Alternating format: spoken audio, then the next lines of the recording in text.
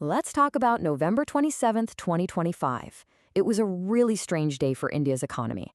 On one hand, you had the stock market throwing a massive party, hitting an all-time high. But on the other hand, the country's currency, the rupee, was basically in the gutter, hitting a near-record low. So what on earth is going on? How can an economy seem so incredibly strong and so vulnerable all at the same time? I mean, just look at this. You've got the stock market screaming confidence, with investors piling in. And right next to it, the rupee is telling a story of serious economic pressure. It's a total contradiction, and that's the paradox we're going to unpack right now. All right, so first, let's dig into the good news.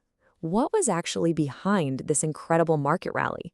What got everyone so excited that they pushed stocks into completely new territory?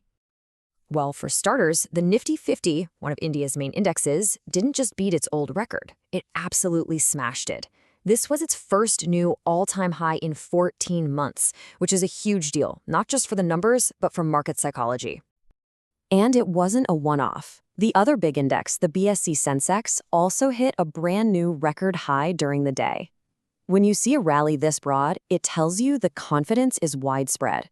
This isn't just one or two hot stocks. The whole market was feeling it. So what was the fuel for this fire? It was really this perfect cocktail of good news. At home, you had companies posting great profits and the underlying economy looking really solid. Then you add in a dose of global optimism, hopes that the US might cut interest rates and maybe even a potential peace deal in Europe. It all came together at once. And this wasn't just a fleeting feeling. This confidence ran deep. You had major global players like Macquarie basically saying, we're not just bumping up our targets a little bit, we think this market is going to leap forward. When you see forecasts like that, you know the big institutional money believes this rally has some serious legs. And this confidence wasn't just talk or stock market theory. It was backed by real-world action. The amount of money involved in mergers and acquisitions, companies buying other companies, hit its highest point in a year and a half. That is a massive vote of confidence in the future of the economy. Okay, so the stock market's on fire. Everything looks great, right? Well, not so fast. Let's flip the coin and look at the other side of this paradox, because the Indian rupee was telling a completely different, much tougher story.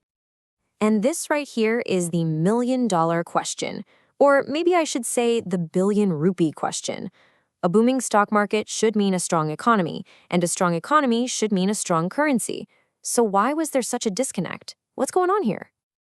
The numbers don't lie. The rupee was down about 4% for the year, making it the worst performer among its major neighbors in Asia. It was trading dangerously close to its lowest point ever, at nearly 90 to the US dollar. And the plot thickens. The IMF recently changed how it classifies India's currency system. They're now calling it a crawl-like arrangement. Now, that's a fancy term, but what it basically means is the IMF is saying, hey, India's central bank is actively managing the rupee's fall. They're trying to control the slide, not just letting the market do its thing. So what's causing all this pressure? Well, a lot of analysts are pointing their finger at one major external force: prolonged and very steep 50% US tariffs on Indian exports. These tariffs are a huge blow to trade, and that puts constant downward pressure on the currency. All this pressure from outside really highlights a long-term risk for the economy. So while all this drama was happening in the daily markets, India's regulator, SEBI, was making a much quieter, but maybe much more important move. They announced a long-term plan to build more stability from the inside out. SEBI is basically playing the long game here. The goal is to build a stronger foundation for the entire market. The plan is to get more everyday Indians investing, especially people who live outside of the big financial centers, to create a deeper, more stable pool of homegrown money.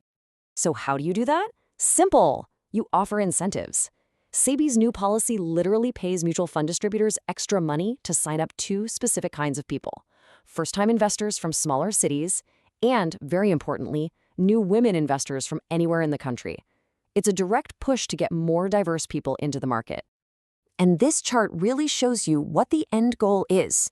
It's about rebalancing who owns the market. Because think about it, the more your market is owned by a diverse group of your own citizens, the less volatile it becomes. It's less likely to get rocked when a big foreign fund suddenly decides to pull its money out. So let's put it all together. How do we make sense of this? A market at the very top of its game and a currency fighting some pretty powerful undercurrents. What you have here is this incredible economic tug of war. On one side, you've got this powerful internal engine, huge domestic confidence that's driving stocks up. But on the other side, you have very real external headwinds, like those US tariffs dragging the currency down. And right in the middle, you have policymakers making these smart, long-term plays to make the whole system stronger for the future. And that leaves us with the big, multi-trillion-dollar question. Which one of these forces is going to win out? Will that powerful domestic strength be enough to overcome the global pressure? The answer is going to define the next chapter of India's economic story. Thanks for sticking with us for this explainer. If you found this useful, do us a favor and hit that like button, and subscribe for more deep dives into the stories that are shaping our economy. We'd love to hear what you think, so drop a comment below.